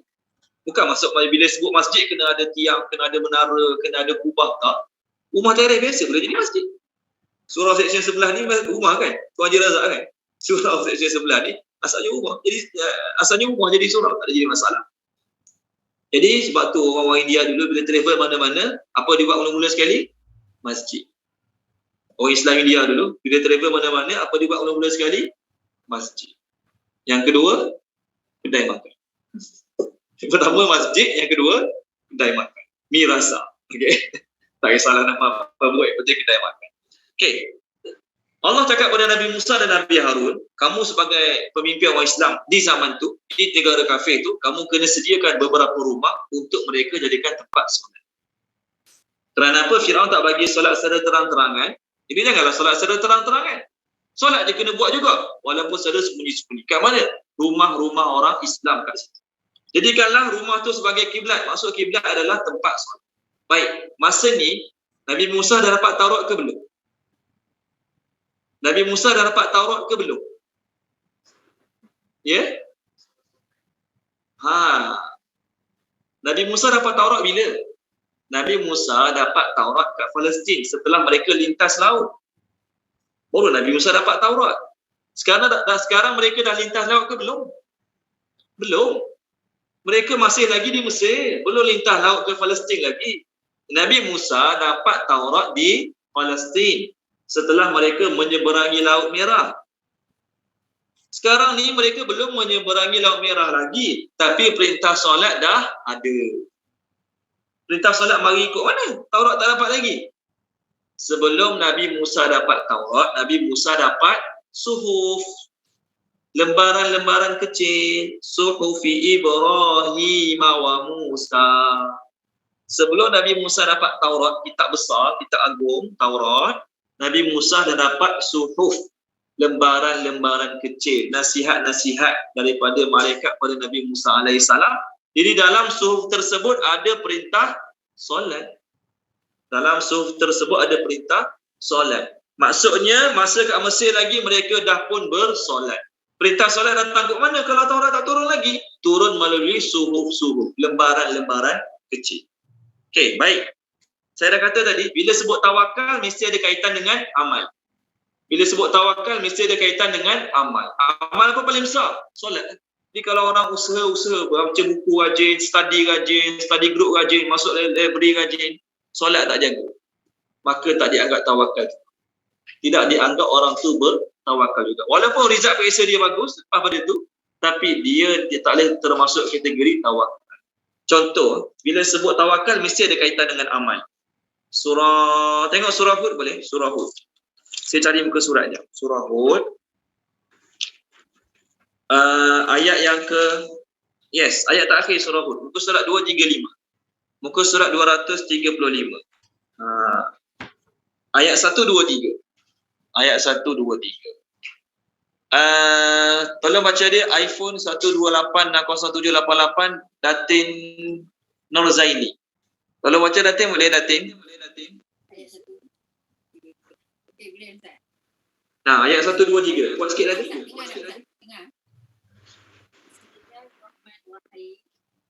Dengan Allah Ta'ala yang mengetahui rahsia langit dan bumi, dan kepadanya segala urusan dikembalikan. Sembahlah dia dan bertawakallah kepadanya. Dan ingatlah, ya Tuhanmu tidak sesekali lalai akan apa yang kamu lakukan. Okey, nampak? Sembahlah dia, sembahlah dia. Tolong mute-kan boleh, Datin? Terima kasih. Okey. Allah kata apa? Sembahlah dia, tawakallah pada dia. Semayang dulu, baru nama tawakal. Kalau orang tak semayang, walaupun dia usaha banyak gila-gila, cari rezeki sebelum subuh lagi dah keluar. Sebelum subuh dah keluar cari rezeki, subuh tak semayang. Tiba-tiba dalam masa yang sama, aku berserah pada Allah. Itu tidak boleh termasuk kategori tawakal. Jadi tawakal mestilah dia dahului dengan usaha dan amal. Takwa tadi termasuk amal. Okey. Jadi usaha mereka dalam ayat ini adalah solat. Jadi nak cerita dalam ayat ini, pengajaran untuk kita pada dia. Susah macam mana sekalipun, tertekan macam mana sekalipun, masalah macam mana sekalipun, solat jangan tinggal. Solat tak boleh tinggal. Okey, selagi boleh solat, selagi ada ruang, ada peluang untuk solat, tetap kena jaga solat. Solat itulah tiang agama. Solat itulah amalan paling besar sekali. Tak zikir, tak istighfar, tak puasa sunat, tak sedekah, benda itu tidak ada ancaman. Tapi kalau tak solat, ada ancaman daripada Allah Subhanahu wa taala. Okey, penutup ayat tu Allah suruh Nabi Musa cakap pada orang-orang beriman.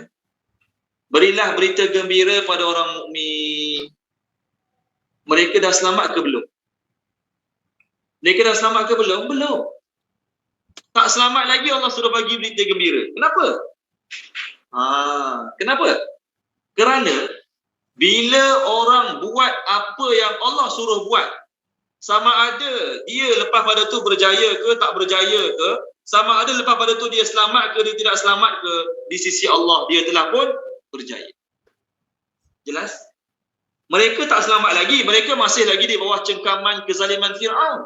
Tapi Allah dah cakap kepada Nabi Musa, beri berita gembira pada mereka. Maknanya Bani Israel yang jaga sembahyang masa tu, Bani Israel yang ikut perintah Nabi Musa pada masa tu, katakanlah esok dia mati. Hari ni dia jaga sembahyang, hari ni ataupun minggu ni dia jaga sembahyang macam mana Nabi Musa suruh kan. Lepas minggu pop dia mati. Dia dah selamat ke belum daripada kezaliman Fir'aun? Belum. Tapi di sisi Allah dia gagal ke dia berjaya? Dia berjaya. Jadi tuan-tuan dan puan-puan, tengok kadang-kadang kita ada masalah, kita jumpa ustaz. Ustaz, saya ada masalah, macam mana nak buat? Ustaz tu berkata, okey, awak sembahyang hajat, awak sedekah, awak istighfar, awak puasa sunat, semua amalan ustaz tu bagi. Contohlah. Dia pun buat, tak tengok masalah dia selesai. Jadi dia pun kata, alhamdulillah masalah telah selesai. Dia rasa dia berjaya. Betul kan? Seorang lagi, dia jumpa saya, contohlah, ustaz, saya ada masalah, macam mana nak buat? Okay, awak baca ayat ni, awak amalkan solat ni, awak buat ni. Tengok-tengok masalah dia tetap tidak selesai. Adakah dia gagal? Tak. Dia telah berjaya buat apa yang sepatut dia buat. Sama ada matlamat dia tercapai, masalah dia selesai tak selesai, dia telah pun berjaya. Kita kata bila pergi perang, menang baru panggil berjaya kan? Kita kata Allah suruh pergi perang, kita pergi perang. Bila dah menang baru berjaya. Itu fikir kita. Tak. Bila kita pergi perang, bila Allah suruh perang, Nabi suruh pergi perang, kita pergi perang. Sama ada peperangan kita menang ke, kita kalah ke, kita seri ke, kita tetap berjaya. Sebab tu sahabat-sahabat dalam kisah para sahabat, dalam peperangan, mati kena bunuh dengan orang kafir. Dalam peperangan ni, apa kata kat sahabat? Apa keluar pada mulut kat sahabat? Fuztu wa rabbil Ka'bah. Demi Tuhan Kaabah aku telah berjaya. Pening pada orang kafir. Jaya menantang apa dia kan? Jaya apa ni? Kena bunuh dengan aku mati berjaya. Orang kafir fikir berjaya tu kalau menang dalam peperangan dapat bunuh orang. Tu orang kafir fikir. Betul lah kan? Sahabat tak? Aku dapat buat apa Allah suruh buat. Walaupun aku mati kat sini aku telah pun berjaya. Nampak? Ni takrif kejayaan. Kita jangan fikir berjaya tu bila tercapai maksud kita. Bila tercapai maksud kita, bila tercapai hajat kita, kita berjaya. Tak. Berjaya tu sebenarnya bila kita dapat buat apa Allah suruh buat. Tu point dia. Allah kata ada masalah macam mana sekalipun jaga solat. Betul? Kita bincang ini. Ada masalah macam mana sekalipun jaga solat. Jadi kita dalam masalah macam mana sekalipun, bila kita dapat jaga solat, kita telah pun berjaya. Walaupun masalah masih belum selesai. Nampak pengajaran dalam ayat. Kalau kita masa tu, Nabi Musa pun sampaikan berita gembira, kita berkata apa? Gembira apa? Firaun tak mati lagi, gembira apa? Kita masih lagi terseksa, gembira apa? Kita masih lagi ditindas, bergembira apa? Allah nak beritahu, beri berita gembira pada Bani Israel yang dapat jaga semayang tu. Sampaikan berita gembira. Mereka telah pun berjaya di sisi aku, walaupun mereka masih bawah tekanan Firaun. Nampak? Ni, Allah nak ajar kita. Definisi kejayaan adalah bukan bila kita dapat apa kita nak. Definisi kejayaan adalah bila kita dapat buat apa yang Allah nak. Walaupun masalah kita masih belum selesai. Jelas tak semua insya-Allah? Boleh? Kita kadang-kadang salah faham fikir berjaya tu bila aku dulu sakit sekarang dah sembuh. Okey, berjaya. Tak. Kita tak sembuh pun tapi kita tetap continue dengan amal-amal yang Allah suruh Nabi suruh, kita telah pun berjaya. Allah suruh nasihat anak-anak, nasihat isteri, nasihat jiran-jiran. Kita bagi nasihat. Tapi seorang pun tak berubah.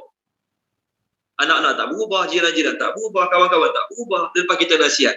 Adakah kita gagal? Tak. Bila kita menasihati mereka, kita telah pun berjaya buat apa Allah suruh buat. Walaupun orang tu tak berubah. Janganlah kata, aku tak berjaya didik anak aku jadi orang baik. Salah. Kita tak berjaya didik anak kita jadi orang baik kalau kita tak bunyi langsung. Dia buat benda haram, tak semayang, buat benda yang salah, kita tak bunyi langsung. Memang ya, kita tak berjaya didik anak jadi orang yang baik. Tapi kalau kita dah nasihat, panggil ustaz datang rumah mengajar, bawa anak pergi kelas, ajak anak pergi surah, dengar ceramah tazkirah, dah usaha macam-macam, anak tak jadi juga, anak jadi baik juga. Adakah kita buat apa yang gagal? Salah. Satu cara pemikiran yang kat sini Allah suruh Nabi Musa cakap berita gembira pada Bani Israel. Walaupun mereka masih dalam tekanan, tapi bila awak dapat jaga solat dalam keadaan ditekan macam ni, masih boleh istiqamah jaga solat, masa tu awak berjaya. Nampak? Okey, baik, seterusnya. Sama ayat baru. Wa dan. Qala telah berkata, Musa, oleh Nabi Musa, Rabbana, wahai Tuhan kami, Rabbana, wahai Tuhan kami, Innaka sesungguhnya engkau Ataita kau telah memberikan Fir'aun kepada Fir'aun, wa dan mala'ahu pembesar-pembesarnya, pembesar Fir'aun lah, zinatan perhiasan, splendor, betul? Kita bagi splendor, S-P-L-E-N-D-O-R, splendor, perhiasan, wa dan amwalan, harta benda. Amwal ni adalah plural, jamak kepada mal. Amwalan, harta benda, banyaklah, sebab bila sebut amwal tu banyaklah harta benda Firaun ni. Fidi al-hayati kehidupan, ad-dunya, dunia. Rabbana, wahai Tuhan kami. Okey. Li tu terjemah dia akibatnya.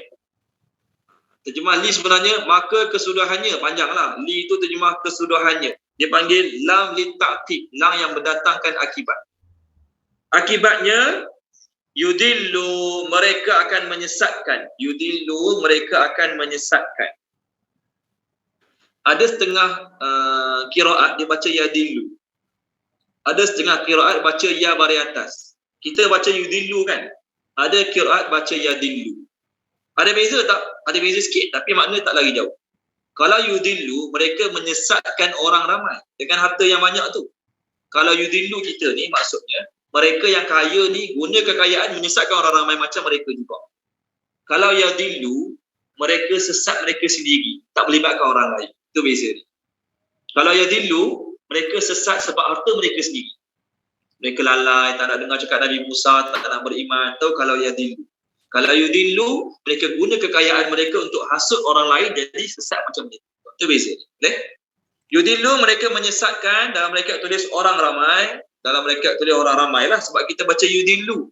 Kalau qiraat baca yadillu tak payah orang ramai. Mereka sendiri yang sesat. An daripada sabilika jalanmu. Sabilika jalanmu. Rabbana, wahai Tuhan kami. Rabbana, wahai Tuhan kami. Itmis, binasakanlah. Itmis, binasakanlah. Ala atas amwalihim, harta-harta mereka. Amwalihim, harta-harta mereka. Wa dan ushdud, kuncilah. Sil, terjemah sil. Ushdud, kuncilah. Ala atas qulubihim, hati-hati mereka. Qulubihim, hati-hati mereka. Jadi tuan-tuan dan puan-puan, orang Islam yang jaga solat atas muka bumi ni adalah orang Islam yang berjaya. Walaupun dia tak kaya, walaupun dia tak glamour, walaupun dia masuk kelas hafal Quran tapi tak dapat hafal. Dia masuk kelas bahasa Arab tak pandai-pandai bahasa Arab. Apa lagi? Masuk kelas taranum, ngaji macam tu lah juga. Macam-macam kelas dia masuk tapi tak betul lah juga. Selagi dia jadi orang yang jaga solat, selagi itu dia orang yang berjaya dan selagi itulah dia dapat layak, dapat berita gembira daripada Allah Subhanahu wa taala. Berdasarkan ayat tadi. Berdasarkan ayat kita yang sebelum. Okey, baik. Sorry sambung. Ala atas qulubihim, hati-hati mereka. Qulubihim, hati-hati mereka. Fa maka la tidak yu'minu, mereka akan beriman. Yu'minu, mereka akan beriman. Hatta sehinggalah yarau, mereka melihat. Yarau, mereka melihat al-azaba, azab. Al-alim, yang pedih. Al-alim, yang pedih. Dr. Azizah, tolong baca boleh Dr. Azizah? Boleh Ustaz. Bismillahirrahmanirrahim. Dan Nabi Musa pula merayu dengan berkata, wahai Tuhan kami, sesungguhnya engkau telah memberikan kepada Fir'aun dan pembesarnya barang-barang perhiasan dan harta benda yang mewah dalam kehidupan dunia ini. Wahai Tuhan kami, kemewahan yang engkau berikan kepada mereka akibatnya menyesatkan mereka dari jalan-Mu dengan sebab kekufuran mereka. Wahai Tuhan kami, binasakanlah harta benda mereka dan meteraikanlah hati mereka sehingga menjadi keras membatu. Maka dengan itu mereka tidak akan dapat beriman sehingga mereka melihat azab yang tidak terperi sakitnya. Okey, terima kasih Dr. Aziz. Nabi Musa berdoa pada Allah. Maksudnya lepas Nabi Musa nasihat Bani Israel suruh sabar, suruh jaga semayang, tawakal pada Allah, Nabi Musa pun doa pada Allah. Bukanlah kata Nabi Musa suruh sabar, biarlah dia orang sabar dulu 10 tahun, lepas 10 tahun baru kita doa pada Allah. Maknanya kalau kita ditindas, memang Allah suruh sabar. Adakah sabar bermakna tak ada doa pada Allah? Kita isteri dizalimi oleh suami. Suami zalim lah, sepak terajam. Tak nak doa pada Allah. Ya Allah, berilah suamiku insaf, atau beri suamiku cepat mati. Kenapa tak ada doa pada Allah? Takut tak termasuk golongan sabar. Salah. Berdoa minta Allah hilangkan musibah, Berdoa minta Allah hilangkan kesusahan tidak menafikan sabar. Ingat, Nabi Musa suruh sabar kan? Lepas tu dalam masa sama dia doa kehancuran Firaun dan juga harta Firaun. Kalau kita yang salah faham, kata suruh sabar. Sabar biar je lah. Ni, tengok. Salah faham dalam bersabar. Orang yang dizalimi, dia doa kehancuran orang yang menzalimi. Tidak menafikan sabar. Kita ditindas oleh orang-orang zalim. Orang zalim tindas kita, orang zalim aniaya kita, orang zalim buat jahat kat kita. Kita pun doa, ya Allah hancurkanlah mereka, binasakanlah mereka. Adakah bermakna kita tidak sabar? Salah kefahaman tersebut. Tengok, Nabi Musa pun doa kehancuran orang yang zalimi kaum dia. Adakah Nabi Musa tak termasuk golongan sabar? Jadi tanya dia, sabar macam mana? Sabar jangan doa biar dia orang mati. Duduk diam, redha je. Salah dalam menafsirkan sabar. Okey. Isteri yang dizalimi mengadu dekat pihak agama Islam, doa terhadap suami dia yang buat jahat pada dia, tidak menafikan solehah. Jelas? Isteri solehah bukanlah kata isteri suami buat salah mana pun duduk diam, tak cerita. Kenapa tak ngadu kat Jais Maiz? Tak nak buka aib suami. Nanti takut tak jadi solehah. Salah definisi solehah. Isteri yang dizalimi mengadu kezaliman suami dia pada Jais. Okey, mengadu kezaliman suami dia pada orang-orang yang boleh nasihat suami dia, tidak menafikan solehah. Tidak menafikan dia isteri yang sabar. Dia ngadu kat ustaz-ustaz tu kata apa? Awak ni tak sabar langsung. Awak dah jadi isteri yang sabar, tak boleh ngadu kat orang. Katok kepala ustaz. Mengadu, berdoa pada Allah tidak menafikan solehah, tidak menafikan seorang perempuan yang sabirah, sabar. Hanya ternafi kalau suami dia kahwin lain dia pergi ngadu. Tu ternafi kesolehan. Suami dia bukan zalim pun, suami dia kahwin lain dalam masa yang sama tetap menunaikan hak-hak masa nafkah, tetap sempurnakan, tapi ngadu juga. Cari salah juga nak ngadu. Tu baru dinafikan kesolehan. Okey, baik. Mereka ditindas. Dalam masa yang sama Nabi Musa doa kepada Allah. Dalam tafsir Jalalain beritahu, setelah 30 tahun baru Allah terima doa. Setelah 30 tahun Nabi Musa doa ni, setelah 30 tahun baru Allah terima. Bukan hari ni doa pop esok dapat. Setelah 30 tahun. Ini dalam tafsir Jalalain beritahu. Okey, baik. Nabi Musa doa kepada Allah, ya Allah, kau telah bagi Firaun dan pemusa-pemusa dia perhiasan dan harta benda. Ya Allah, kesan daripada harta benda perhiasan kau bagi itu, mereka telah menyesatkan orang. Tuan-tuan dan puan-puan, harta benda perhiasan nikmat tak? Nikmat. Harta benda perhiasan nikmat, dapat bersyukur. Tapi ingat dalam masa yang sama, ujian juga. Betul kan? Ujian juga. Boleh menyebabkan orang lalai pada Allah. Allah bagi pada Nabi Musa kekuatan. Nikmat tak? Nikmat lah. Pom orang sekali mati. Nikmat tak? Nikmat. Dalam masa yang sama ujian tak? Ujian. Tumbuk orang mati kena lari. 10 tahun melarikan diri ke Madian. Nabi Yusuf handsome. Nikmat tak? Nikmat tak kehandsomean Allah bagi pada Nabi Yusuf? Nikmat. Tapi dalam masa yang sama ujian tak? Kena masuk penjara. Sebab digoda oleh isteri orang. Isteri orang tu nak goda dia, dia tak nak buat apa yang isteri orang tu nak buat, kena penjara. Nabi Musa Allah bagi kekuatan nikmat. Dalam masa yang sama, ujian juga bagi dia.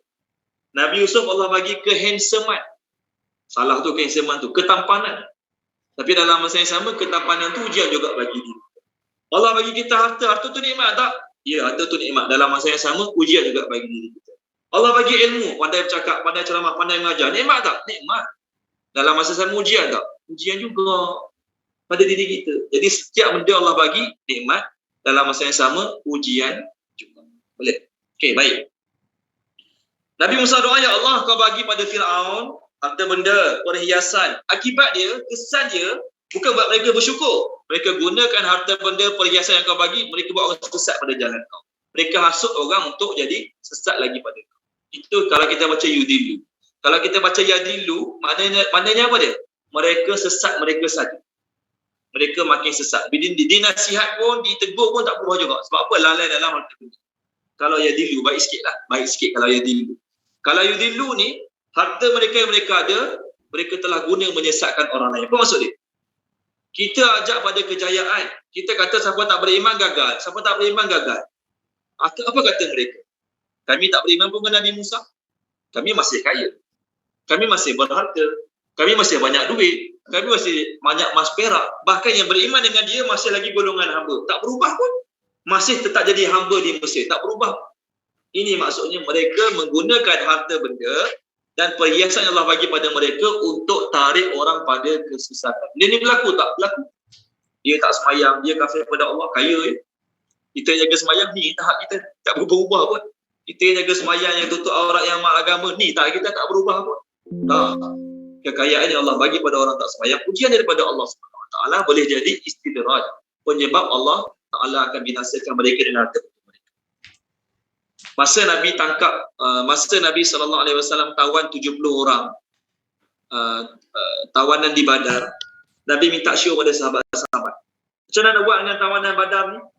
Abu Bakar kata kita lepaskan mereka dan minta pampasan. Sayyidina Umar kata boleh? Kat tempat kita ni ada Sayyidina Umar kata apa? Kita pancuk dia. Maka Nabi kata Allah Ta'ala ni kalau dia nak lembutkan hati seorang, dia boleh lembutkan lagi lembut daripada susu. Dan Allah Ta'ala kalau dia nak keraskan hati seorang, dia akan keraskan lagi daripada batu. Kamu Abu Bakar lembut macam Nabi, kamu Abu Bakar lembut macam Nabi Ibrahim, lembut macam Nabi Isa.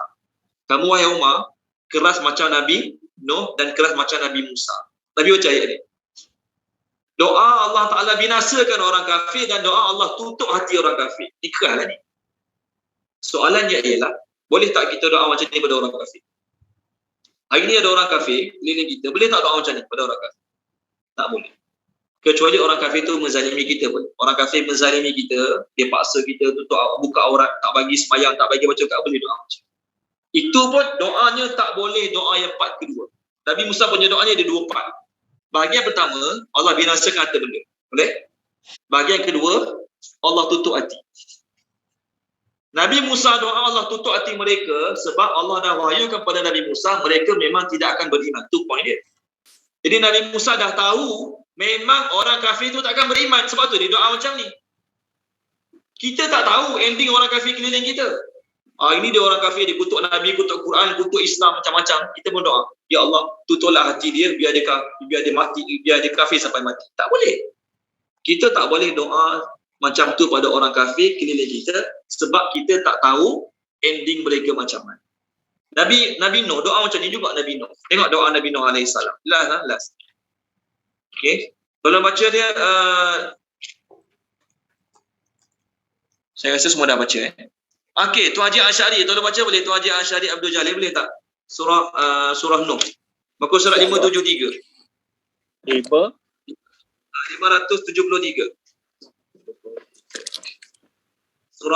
Sorry, 571. Maafkan saya, 571. Ayat 26 27. Ayat 26 dan 27. Oh, dah petunjuk. Bismillahirrahmanirrahim. Dan Nuh berkata, ya Tuhanku, janganlah engkau biarkan walau seorang pun di antara orang-orang kafir itu tinggal di atas muka bumi. 27. Sesungguhnya jika engkau biarkan mereka tinggal, nescaya mereka akan menyesatkan hamba-hambamu dan mereka hanya akan melahirkan anak-anak yang jahat dan tidak tahu bersyukur. Terima kasih. Tuan Haji Asy'ari, tolong buka page seterusnya 225. 225 ayat 36. 36.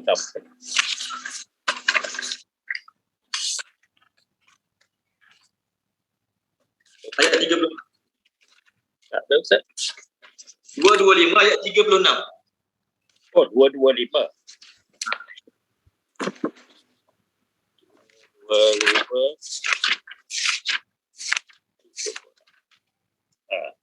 Bismillahirrahmanirrahim. Dan diwahyukan kepada Nuh, ketahuilah tidak akan beriman di antara kaummu kecuali orang yang benar-benar beriman sahaja. Kerana itu janganlah engkau bersedih tentang apa yang mereka kerjakan. Okey, terima kasih Tuan Haji Asy'ari. Tengok, Allah cakap kepada Nabi Nuh, wahai Nuh, yang beriman tu je lah beriman dengan kau. Yang lain memang tak akan beriman dah. Sebab kalau Allah cakap macam tu, barulah Nabi Nuh doa, ya Allah binasakanlah mereka sebab mereka ni takkan beriman. Kalau lahir anak, cucu, cicit pun mereka takkan beriman juga. Bolehlah dia doa macam tu. Kita tak tahu. Kita tak tahu tentang orang kafir keliling kita. Ya Allah, dia ni tutuplah hati biar dia mati kafir. Tak boleh. Dua orang Nabi ni boleh sebab Allah Ta'ala dah beritahu mereka. Sebab tu mereka doa macam. Baik, Nabi Musa doakan kehancuran harta benda. Nabi Musa tidak mendoakan kehancuran empunya harta. Betul kan? Maknanya apa dia? Nabi Musa doa agar penyebab mereka sesat tu hilang. Mereka sesat sebab harta benda kan? Sebab perhiasan. Jadi Nabi Musa berdoa agar Allah binasakan harta benda mereka. Bukan binasakan mereka. Maknanya apa dia? Nabi Musa masih ada perasaan mungkin kalaulah mereka ni tak ada harta benda, jadi miskin, jadi susah, mereka boleh jadi orang yang baik pada Allah Ta'ala, beriman. Ini pendapat-pendapat ulama mengatakan. Baik, dalam tafsir kita tahu, lepas Nabi Musa doa macam ni, sebelum Fir'aun mati tenggelam, apa Allah buat dulu? Allah buat harta benda Fir'aun, harta benda orang-orang Kipti jadi batu.